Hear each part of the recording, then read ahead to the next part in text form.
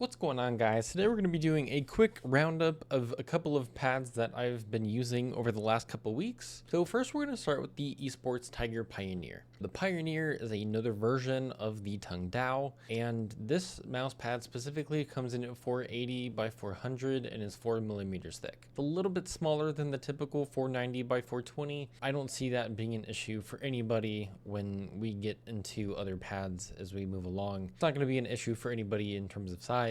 Stitching is under the surface, and the surface is slightly raised above the stitching, but less noticeable than the OwePowe pad coming up. And compared to the Tongue Dao SR that I've used and I have been using for a while, the stitching is a little bit better. You can tell from the original SR that the Pioneer version of the Tongue Dao has very tight-knit, tighter stitching in comparison to the original SR. Base is also using a polyurethane foam and soft, feels and performs great, has a fairly quick rebound, and provides a stickier base than the SR does. Surface, the speed of the Pioneer Tongue Dao is meant to be in between balanced and control, and I feel like the pad is typically in the past leaned more towards balanced. It offers a little bit more speed than what you would consider a control pad, but still offers a good amount of stopping power when tracking or target switching from the texture of the pad. The Pioneer also uses the same fabric and texture from the original. Still feels slightly abrasive and coarse on the wrist. I mean, just a tiny bit, but still offers a smooth glide regardless of the skates that you use, with no difference in the X and the Y. Next, we're going to touch on the PC.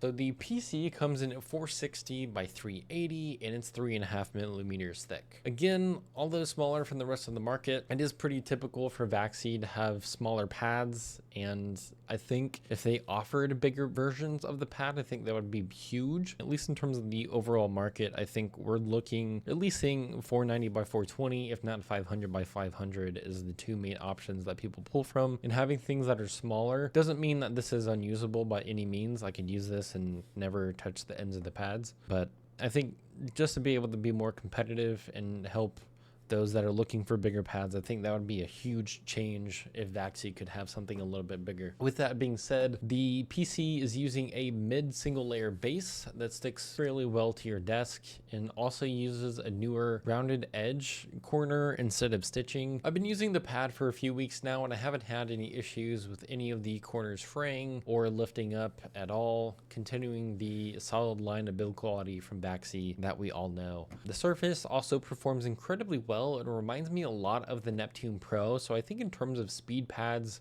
typically the issue that you see whenever you use faster pads, the same locked in feeling. And I think most speed pads for me, like, it's very rare that I can pick up a speed pad that isn't just a little more like off as I move a mouse. I have like, it moves just enough where I don't feel as locked in, but I feel like the weave, the pad has a little bit of a texture, but mostly the weave of the fabric really helps tracking and target switching feel more locked in compared to other pads. It has no difference in the X or Y. It still has very low static and dynamic friction, and again, the surface feels quick, still has a really good amount of speed, but offers really good stopping power and just an overall locked in feeling from the texture and the weave that they used. Moving on to the next, we have the OwePowe Milk Tea Gaming Mousepad. It comes in at 490 by 420 and it's 4mm thick. Stitching is tight and under the surface. For the base, it's also using a polyurethane foam and soft, similar to the